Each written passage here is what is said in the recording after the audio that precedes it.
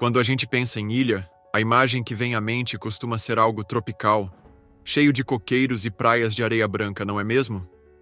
Mas a Groenlândia dá um tapa na nossa cara e mostra que uma ilha também pode ser uma imensidão de gelo e rocha, habitada por ursos polares e mosquitos gigantes.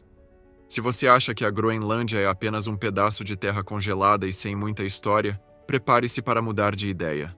Vamos mergulhar em um universo de icebergs gigantes, assentamentos vikings misteriosos, sol da meia-noite, culinária inusitada com carne de baleia, curiosas relações políticas com a Dinamarca e até as polêmicas declarações de Donald Trump tentando adquirir essa ilha como se fosse uma mansão de luxo. Mas afinal, por que o mandatário estadunidense quer tanto essa ilha congelada? O que tem de tão especial por lá a ponto de uma escalada de conflitos? Isso e muito mais, você vai descobrir agora. Hoje, o Belo Mundo te leva para uma jornada gelada, mas recheada de curiosidades quentes. Número 1. Localização e dados geográficos. Vamos começar nossa jornada pelo básico. Onde fica a Groenlândia? Groenlândia está lá no extremo norte do planeta, entre o Oceano Atlântico e o Oceano Ártico, espremida perto do Canadá e da Islândia, mas politicamente ligada à Dinamarca, lá na Europa. Parece bagunça? Pois é.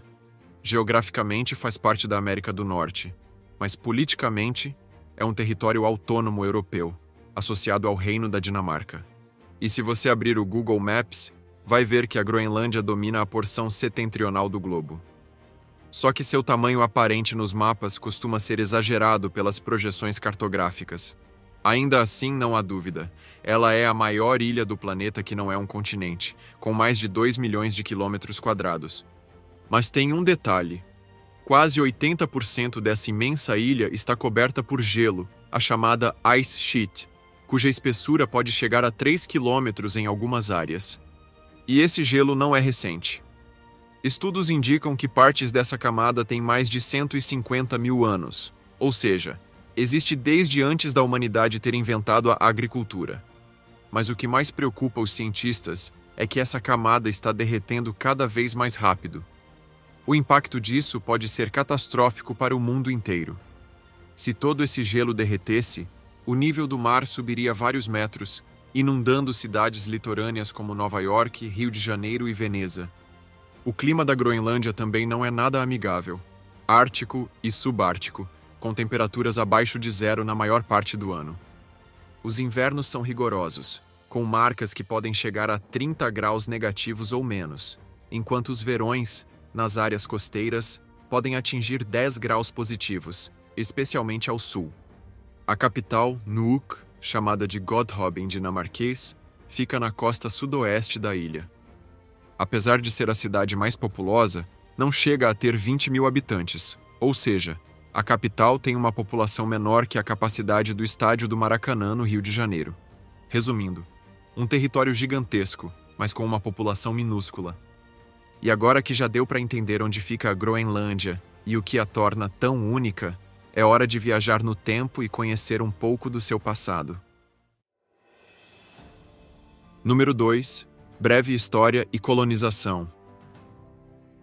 A Groenlândia tem uma história digna de seriado medieval. Povos antigos já habitavam a ilha há milhares de anos, chegando pelo norte do Canadá. Mas o capítulo mais famoso começa quando os vikings vindos da Islândia desembarcaram por lá por volta do ano 980, liderados pelo notório Eric, o Vermelho. Se esse nome soa familiar, talvez seja porque você já ouviu falar dele na série Vikings, Valhalla, da Netflix. Mas vale lembrar que, embora a série tenha se inspirado nele, sua versão na tela foi romantizada. A verdade é que Érico Thorvaldsson foi um explorador nórdico de grande importância, mencionado em diversas sagas. Expulso da Islândia, ele passou a explorar a Groenlândia, onde fundou o primeiro assentamento europeu bem-sucedido da ilha. Mas não foi exatamente o descobridor do território, já que povos inuites já viviam ali muito antes. Seu diferencial foi estabelecer uma colônia estável. Segundo o livro Saga de Eric, o Vermelho, ele a batizou de Groenlândia, que significa Terra Verde, na esperança de atrair colonos. Afinal, quem escolheria se mudar para um lugar chamado Terra do Gelo, como era a Islândia? A estratégia funcionou. Apesar de muitos navios terem se perdido no caminho, os vikings conseguiram se estabelecer, fundando colônias, ergueram igrejas, cultivavam alimentos e caçavam morsas. Só que por volta de 1500, eles simplesmente desapareceram. Ninguém sabe ao certo o que aconteceu. Algumas teorias falam em resfriamento climático, conhecido como a Pequena Era do Gelo, que teria dificultado a sobrevivência. Outros sugerem epidemias, conflitos com os inuites ou fome.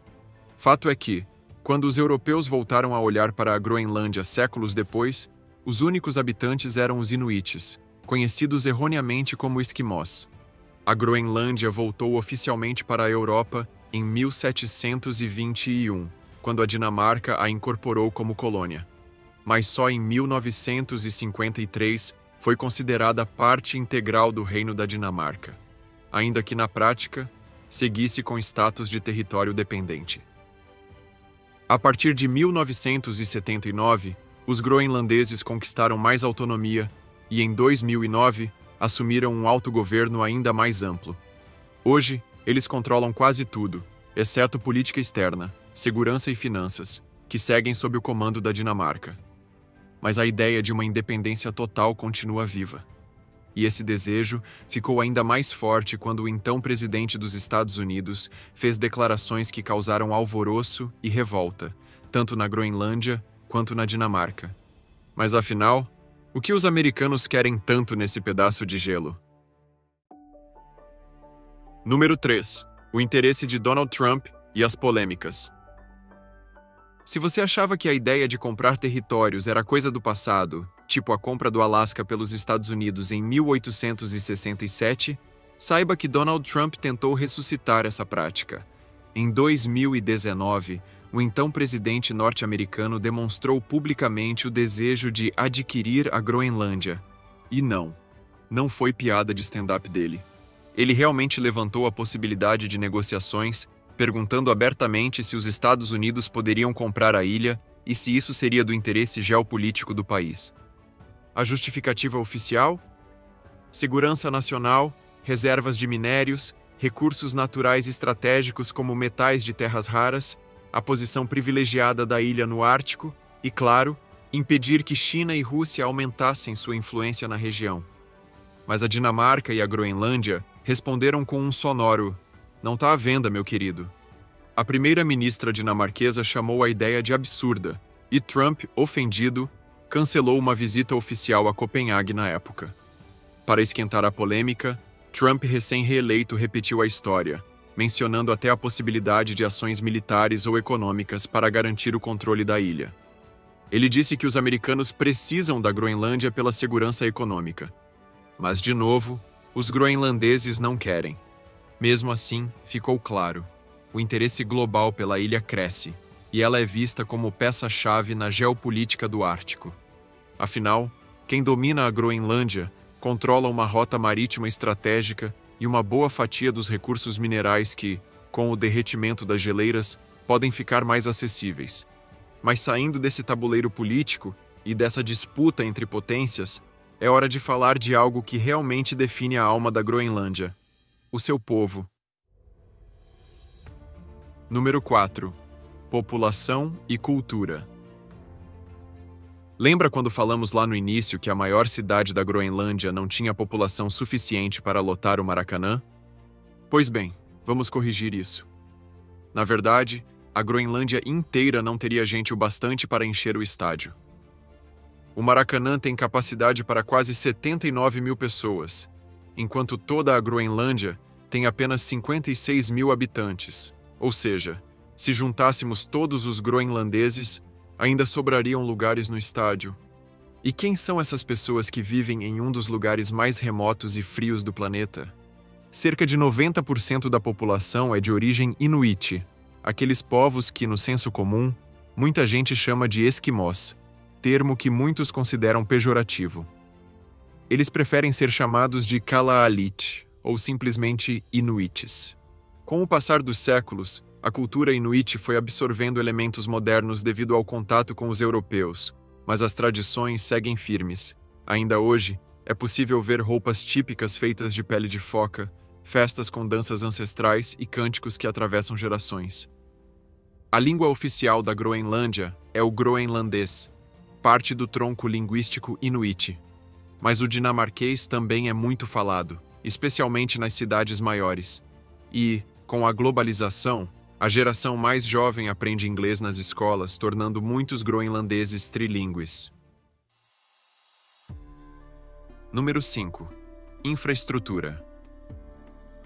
Uma das primeiras coisas que surpreendem quem chega à Groenlândia é a falta de algo que, para a maioria das pessoas, é básico: estradas ligando as cidades. Isso mesmo, não há rodovias conectando os diferentes assentamentos, e o motivo é simples.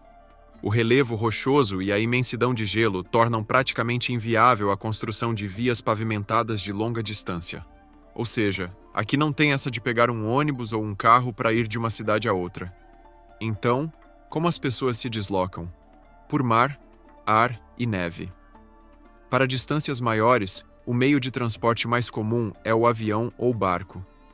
Pequenas companhias aéreas operam voos entre as principais cidades, como Nuuk, Kangerlussuaq e Ilulissat. Já em áreas mais remotas, helicópteros funcionam como táxis aéreos, levando os moradores até pequenas vilas isoladas. E durante o inverno, quando as temperaturas despencam e as paisagens ficam completamente cobertas de neve, o trenó de cães ainda é um dos meios de transporte mais eficientes. Além de ser uma tradição secular, virou uma das atrações turísticas mais icônicas da região. Número 6. Cidades e atividades. E já que falamos de atividades turísticas, opções de turismo não faltam. Uma vez lá, você pode fazer cruzeiros expedição, sobrevoar de helicóptero geleiras gigantescas, avistar baleias, passear de caiaque entre icebergs e até fazer trekking onde pisaram os vikings de 1000 anos atrás. Entre as cidades mais interessantes, Ilulissat é uma das estrelas. Com cerca de 5.000 habitantes, é famosa por suas paisagens incríveis, como a Disco Bay e o Ilulissat Isefjord, um patrimônio mundial da Unesco, onde enormes icebergs se desprendem das geleiras, formando cenários de tirar o fôlego.